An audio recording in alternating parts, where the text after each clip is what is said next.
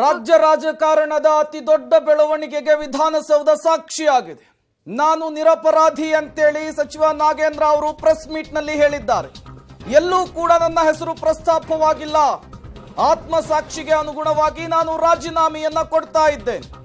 ನಾನು ನಿರಪರಾಧಿ ಅಂತೇಳಿ ಸಚಿವ ನಾಗೇಂದ್ರ ಅವರು ವಿಧಾನಸೌಧದಲ್ಲಿ ನಡೆಸಿದಂತಹ ಪ್ರೆಸ್ ಮೀಟ್ ನಲ್ಲಿ ಪ್ರಸ್ತಾಪಿಸಿದ್ದಾರೆ. ಈ ಪ್ರಕರಣದಲ್ಲಿ ಎಲ್ಲೂ ಕೂಡ ನನ್ನ ಹೆಸರು ಪ್ರಸ್ತಾಪವಾಗಿಲ್ಲ. ಆತ್ಮಸಾಕ್ಷಿಗೆ ಅನುಗುಣವಾಗಿ ನಾನು ರಾಜೀನಾಮೆಯನ್ನ ಸಲ್ಲಿಸಿದ್ದೇನೆ. ಬಲಿಪಶುವಲ್ಲ, ನಾನು ಇವತ್ತು ನನ್ನ ಪಕ್ಷಕ್ಕೆ ನನ್ನ ತಾಯಿ ಅಂತ.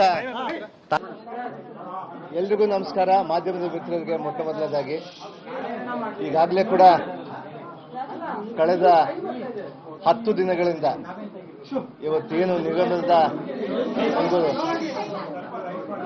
ಪ್ರಕರಣವನ್ನ ಇವತ್ತೇನು ಕಳೆದ 10 ದಿನಗಳಿಂದ ಮಾಧ್ಯಮದಲ್ಲಿ ಅನೇಕ ರೀತಿಯಾಗಿ ಚಿತ್ರಣ ಮಾಡಿಕೊಂಡು ಮತ್ತು ರಾಜ್ಯದ ಜನರಲ್ಲಿ ಕೂಡ ಒಂದು ಆತಂಕದ ರೀತಿಯಲ್ಲಿ ಇರುವಂತಹ ವಾತಾವರಣಕ್ಕೆ ಇವತ್ತು ನಮ್ಮ ವಿರೋಧ ಪಕ್ಷದವರು ಕಳೆದ 10 ದಿನಗಳಿಂದ ಕೂಡ ನಮ್ಮ ಕಾಂಗ್ರೆಸ್ ಪಕ್ಷದ ಮೇಲೆ ಒಂದು ಕೆಸರು ಚೆಲ್ಲುವಂತಹದ್ದೊಂದು ವ್ಯವಸ್ಥೆಗೆ ಇವತ್ತು ವಿರೋಧ ಪಕ್ಷದವರು ಮಾಡ್ತಾ ಇದ್ರು.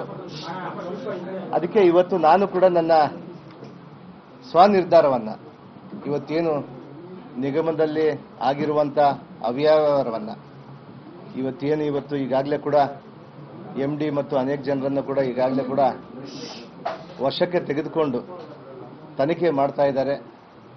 ಆ ಹಂತದಲ್ಲಿ ಇವತ್ತೆಲ್ಲ ಕೂಡ ಪಕ್ಷದ ನಾಯಕರ ಜೊತೆಗೆ ನಾನೆಲ್ಲ ಕೂಡ ಮುಖ್ಯಮಂತ್ರಿಯವರ ಜೊತೆಗೆ ಚರ್ಚಿಸಿದಾಗ ಕೂಡ ಯಾರು ಕೂಡ ನನ್ನ ಮೇಲೆ ಯಾವುದೇ ವಿಧವಾದಂಥ ರಾಜೀನಾಮೆ ಒತ್ತಡವನ್ನು ಕೂಡ ಯಾರು ಕೂಡ ಹಾಕಿರಲಿಲ್ಲ.